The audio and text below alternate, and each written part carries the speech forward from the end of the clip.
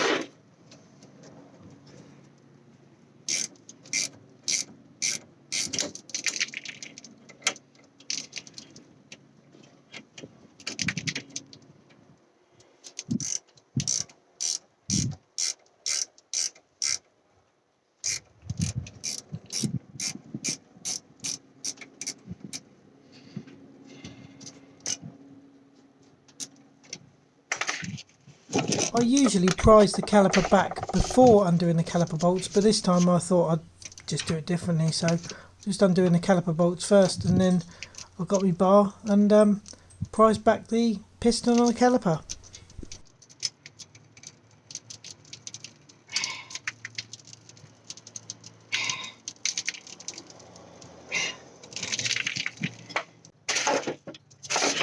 I always like to support my caliper on something, so I just found this stool to support it on. Then take the caliper off and pop it on whatever you've got to support it.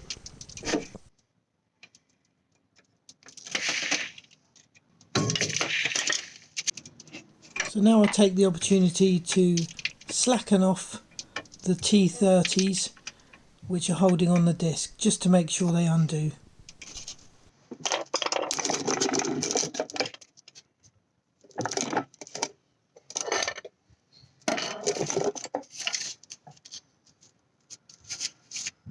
And now it's time to take off the caliper hanger. So I'm going to play this in real time. I'm not going to speed it up or anything, because people always say that I can't undo things and that someone else has done it for me. So this is just to prove to them that I do undo all the bolts myself, and I do them all up myself. So this might be a bit slow because obviously feet aren't as quick as hands. So I'm just tapping in the T55 here just to make sure it's well in there, because the last thing you want to do is round this off. Obviously put a bit of WD-40 or other penetrating fluids are available. Stick that on both bolts just to give it the best chance, and then we'll get them off. Now these carrier bolts are extremely tight, but it's much easier in my opinion to undo these with a foot, because you can put your whole body weight on the bolts. So as you can see, this is all in real time and there's no camera trickery here.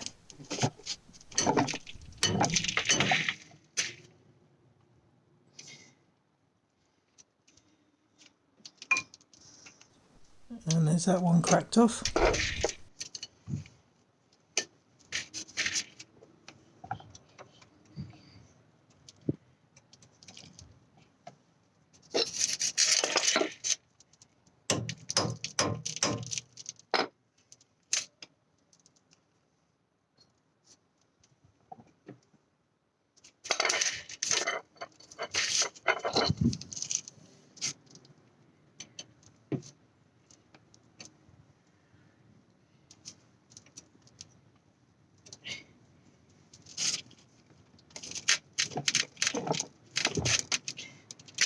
And there you have it, as easy as that. So for those of you that don't think that feet can undo what hands can undo, this is to prove that actually feet are much stronger, and it's much easier for me than a lot of people.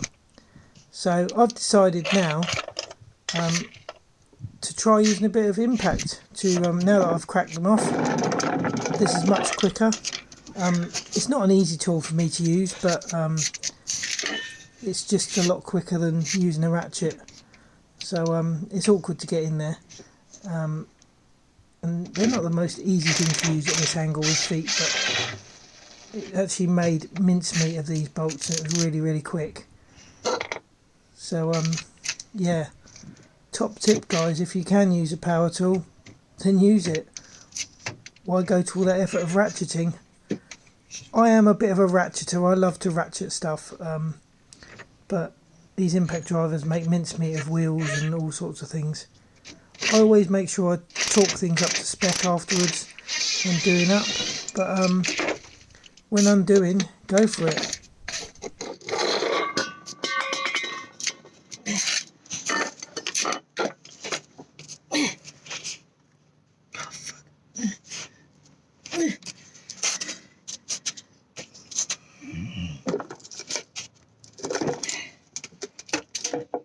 So there we have the caliper bracket off. Now all I've got to do is give that a damn good clean up, because that is pretty rusty. But first I'm going to take off the disc with the two T30s that we loosened off earlier.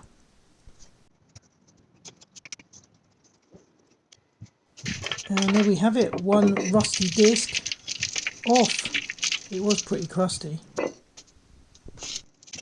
Now before refitting your new discs, always make sure you clean up your hub first, because if you get any rust or any dirt in there, that could make the disc out of balance and not run true. So always give it a good clean up, and then I apply a bit of copper grease. This helps when the next person comes to change the disc as well, so I'm thinking about others here. So degrease your disc and then literally pop it back on.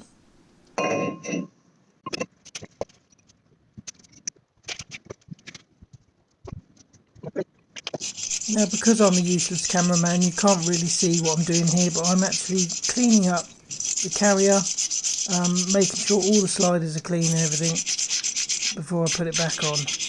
I'm really sorry that I didn't get this in the picture. I'm a rubbish cameraman, but I can't be a good mechanic and a good cameraman, can I? And here's yet another bit of rubbish filming. I'm putting the carrier back on, but my leg's in the way. But yeah, this is me putting the carrier back on. So you pop it back in place and put your two T55 bolts back in and then tighten them up.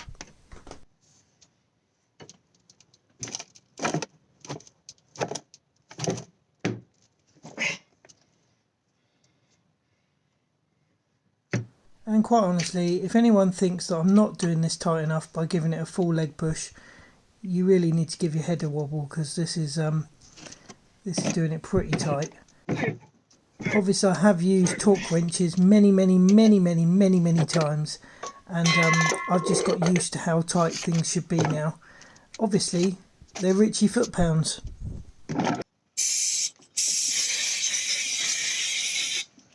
So another good degrease and wipe over just to make sure there's no oil or anything on there before we pop in our pads.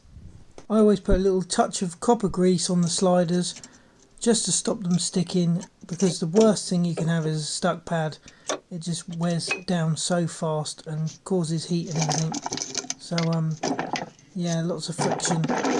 So yeah, definitely always give your sliders a little bit of copper grease, not much, not enough to go on the disc.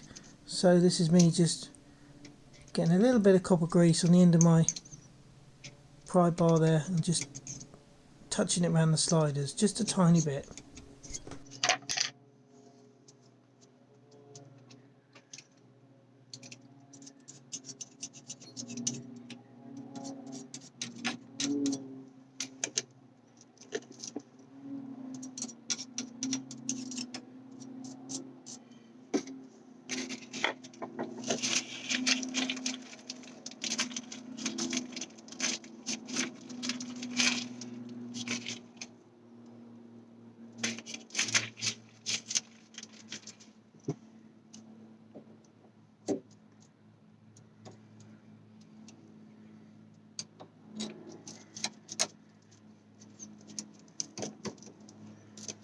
And there we have two lovely new pads and a nice new disc.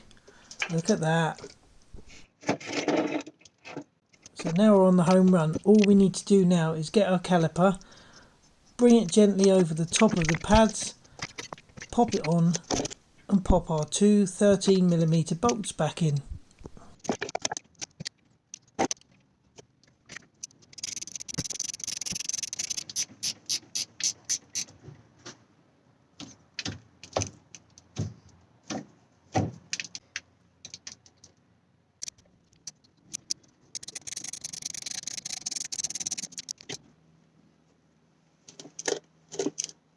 And there you have your nice new discs and pads. All you got to do now is the other side. If you found this video helpful, please like, share and subscribe. And remember, if I can do it, you can do it too.